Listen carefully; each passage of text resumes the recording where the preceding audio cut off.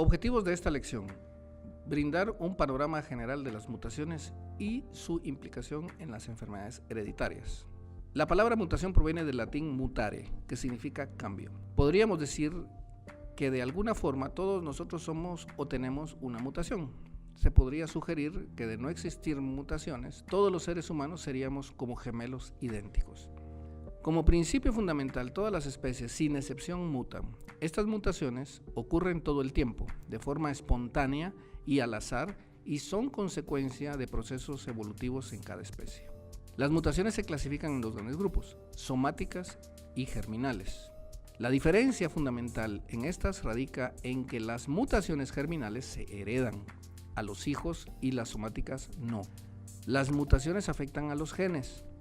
La existencia de un gen implica la expresión de algo, una proteína, la cual va a tener una función biológica específica y muchas veces vital.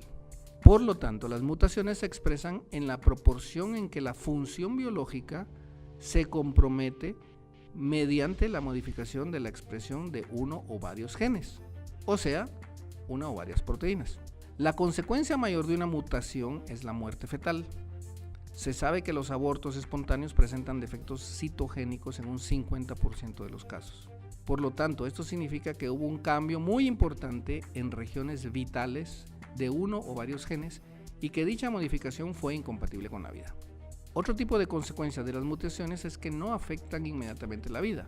El producto nace aparentemente normal y puede manifestar determinadas características clínicas tan obvias a veces como en un síndrome de Down, o incluso ser un individuo aparentemente normal al nacer, y las consecuencias de dicha mutación pasan desapercibidas hasta que el sujeto crece y desarrolla. Ejemplo de esto es la fenilcetonuria, la deficiencia de glucosa 6-fosfato deshidrogenasa o incluso podríamos decir el síndrome de Turner.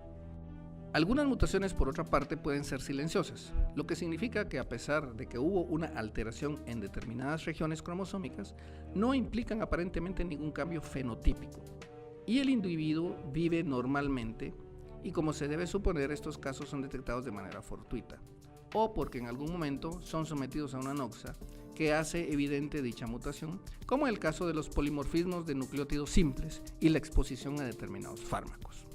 Las mutaciones se clasifican de la siguiente forma: inserciones, sustituciones, deleciones, pérdidas o transposiciones. Estas alteraciones pueden ocurrir desde uno o varios nucleótidos en una secuencia de un gen, en un segmento cromosómico completo que implique varios genes, como en el caso del cromosoma Filadelfia, o incluso cromosomas completos como en las aneuploidias. Las mutaciones pueden ocurrir en forma espontánea o inducida por factores externos. Las primeras se deben a errores en el proceso de replicación y reparación. Para esto existe una cápsula previa sobre reparación del ADN. Y las segundas inducidas por químicos, radiación, radicales libres, agentes alquilantes o intercalantes como la mostaza nitrogenada, 5-bromouracilo o 5-fluorouracilo, solo para mencionar algunos ejemplos. Una de las formas de cómo puede ocurrir una mutación es por el proceso de deaminación de la citosina. La citosina por deaminación se convierte en uracilo, de tal forma que un uracilo queda incorporado al ADN. Si recordamos, el uracilo naturalmente existe en el ARN en sustitución de la timidina. Al ocurrir la presencia de un uracilo en el ADN, este será reemplazado por adenina en la hebra complementaria y luego sustituido por timidina en las replicaciones posteriores, de tal forma que al final quedará una timidina unida a adenina en lugar de una citosina unida a la guanina. Lo anterior generará un codón que codifica la transducción de un aminoácido diferente, o peor aún, como en este ejemplo, una señal de stop, lo que detiene la síntesis proteica. Este solo es un ejemplo de cómo pueden ocurrir las mutaciones puntuales, pero existen otras formas como la apurinación, y la revisión en detalle de estos fenómenos escapa del objetivo de esta lección. En las siguientes lecciones revisaremos una serie de enfermedades hereditarias. Y a manera de facilitar el aprendizaje de este tema tan complejo, te recomiendo lo siguiente. A cada enfermedad identificar el tipo de gen afectado. Puede haber incluso más de uno. B.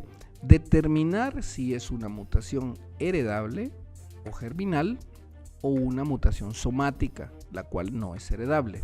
Un ejemplo de una mutación heredable es la hemofilia clásica y un ejemplo de una mutación somática pues serían algunos tipos de leucemia. C. Conocer la frecuencia en la población de dicha enfermedad. D. Conocer cómo se hace diagnóstico clínico y por pruebas especiales. E. Identificar cuál es el impacto biológico de dicha mutación. Pérdida de la función, acúmulo y producción de alguna proteína anormal y su consecuencia clínica. Y F. Investigar si existe algún tipo de tratamiento específico.